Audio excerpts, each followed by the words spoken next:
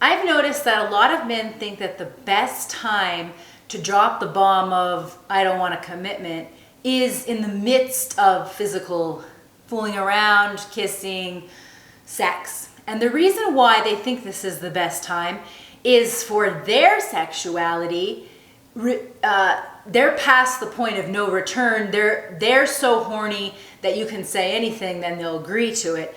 And so they falsely project and assume that women have that same way where you can reveal something and it's not going to make a difference because they're so horny and past the point of no return that they'll go with it. So they think, oh, well, this will be the best time to let her know that, I'm leaving in a few weeks, or I can't commit, or I want to keep it casual, or I have a wife, or whatever, I have a girlfriend.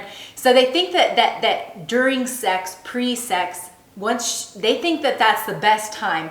And it's very revealing because it reveals how they misunderstand a very key part of female sexuality, which is it is very fluctuating.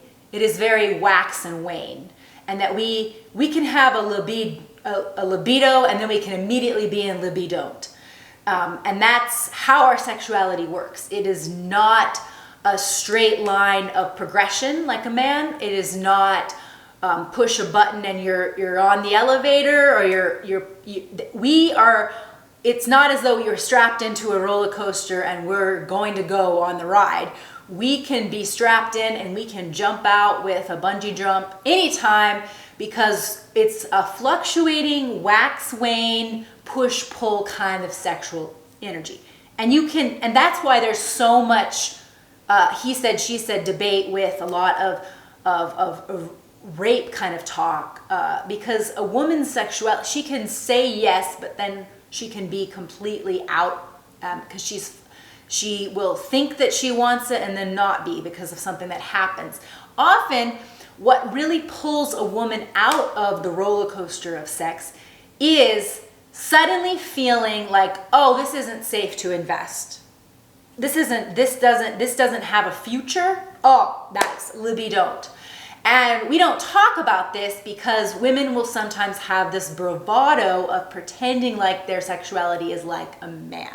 So they won't want to admit that actually somebody that doesn't seem interested in a progressive, ongoing relationship, they're no longer sexually appealing. So that women will pretend like, oh yes, I just want to keep it casual too.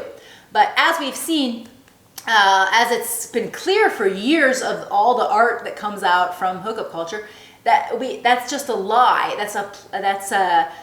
There's a lot of distrust and fawning going on that needs to be addressed with the truth of how our sexualities work. And so a woman's sexuality and her oxytocin, it feels safe when there is trust and comfort and commitment. It does when there is this kind of wishy-washiness. They're even more fluctuating and wishy-washy in their sexuality. Whereas if they know that they are in a partnership, they let down their guard and they can be completely wild sexually.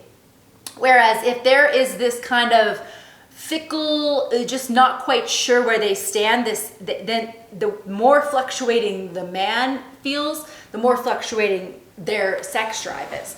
So it's just important to note that if you want to have a conversation about something tough and you're falsely assuming that the best time is right in the middle, right before sex, during foreplay or kissing, and you think, well, this is the great time because they'll be receptive because they're so horny that it's past the point of no return. False. It's actually the worst time. That's going to disappoint you greatly. Even if they don't say anything, their energy has immediately gone into distrust because it's like, oh, you have a secret girlfriend and I'm a side, or whatever the secret you reveal.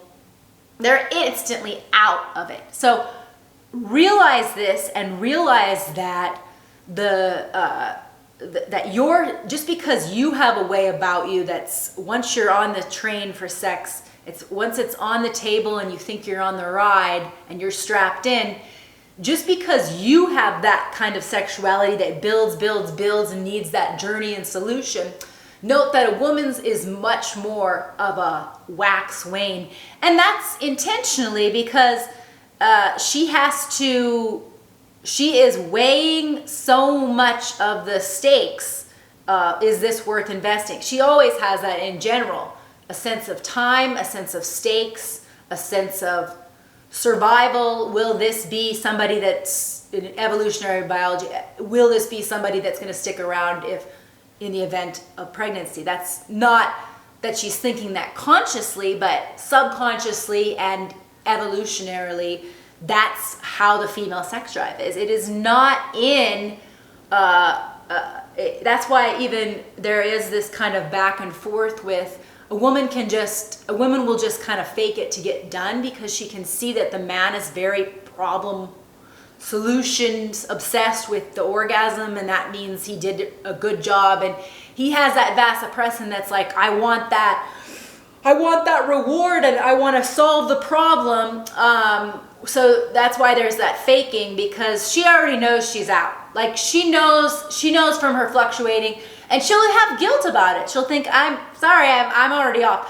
But that's the thing is, there can always be kind of you're out, but then you can always get back in by a man can even just say something that seems so emotionally intimate and caring, then the woman's back sex drive. A woman's sex drive is more emotional, intimate, and feeling the trust and comfort is what makes her horny. A man it's that push the button and I'm on the roller coaster. And maybe that's simplified. Maybe there is elements where a man is fluctuating and in and out, and that would be great to talk about. I'm just trying to make this point so that people see it's a great way to illustrate assumptions and projections that men have about women based on their experience and their sexuality, that they're thinking, oh, this is a good time to bring up a tough subject because I certainly would be receptive and go and be easygoing about hearing this when I'm horny. Not the case with a woman, and it's important to think about what takes her out and those libidon'ts as much as the libido. So, hope that was helpful.